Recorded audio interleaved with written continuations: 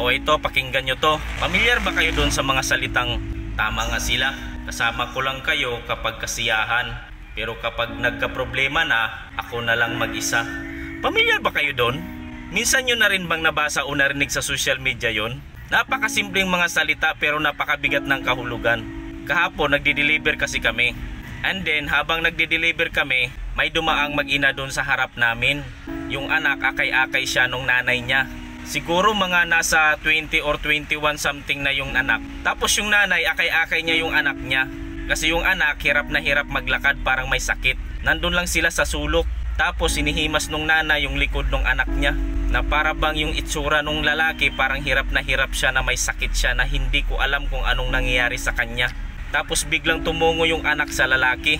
Habang hinihimas nung nanay niya yung likod niya, sabi nung nanay niya, nakita mo, kakasama mo sa mga barkada mo, anong napala mo? Ilang beses na namin sinasabi sa iyo ng papa mo paulit-ulit, mamimili ka ng taong sinasamahan mo. Tignan mo ngayon, may sakit ka na.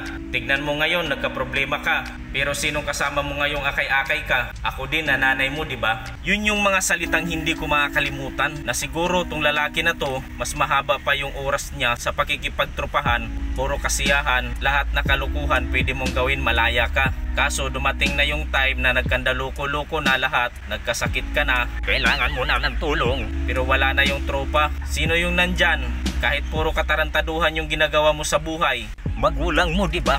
Hindi lahat ng kaibigan masama, pero minsan sadyang napupunta lang talaga tayo sa circle of friends na hindi tama, at hindi natin mapapansin yun hanggang sa huli. Umaabot sa punto na pati yung mga magulang natin mababaliwala na. Kasi nga kapag kasama natin yung mga tropa na tayong malaya, akala natin okay na, kaya yung mga magulang natin binabaliwala na. Pero anong nangyayari kapag nagkandaloko-loko na? Kanino balik mo? Sa magulang mo. Sa magulang mo na hindi mo tinatrato ng maayos, na akala mo ikaw pa yung mas magaling sa kanila. Sa mga magulang mo na pilit kang pinapaalalahanan na baka magkamali ka. Hindi ka nakinig kasi ang akala mo, ang alam mo, tama ka, di ba?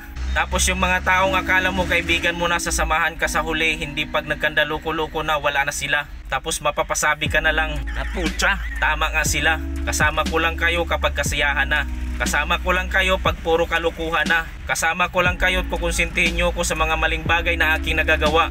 Pero pag ako nagka-problema na, ako na lang mag-isa at namumukod tanging kukup-kup at tatanggap lang sa'yo kahit sirang-sira ka na, magulang mo, di ba?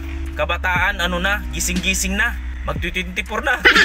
So yun lang mga kaibigan, no? Kung nagustuhan nyo tong video na to, please like, comment, and subscribe. Maraming salamat sa inyong panonood, and peace out.